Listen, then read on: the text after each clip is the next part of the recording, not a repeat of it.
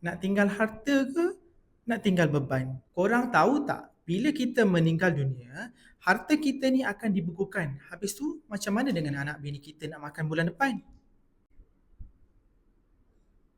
Solusinya ialah hibah takaful. Sebab tu korang kena ambil hibah takaful.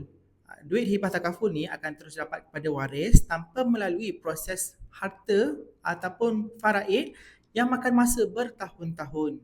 Tapi sebelum tu, dengar 3 tips ini. Pertama, kira nilai yang betul. Sebolehnya ambil nilai sekurang-kurangnya 5 hingga 10 tahun dari gaji korang. Yang kedua, jujur masa apply. Janganlah sorok penyakit yang ada tu. Nanti kalau kantor syarikat takaful tak bayar pampasan tu, kesian dekat waris. Dan yang ketiga, set auto debit untuk payment bulan-bulan. Jangan culas bayar. Kalau polisi lapse, perlindungan pun hilang. Korang dah ada hibah untuk keluarga ke belum? Cuba komen kat bawah ataupun share video ni kepada pasangan korang.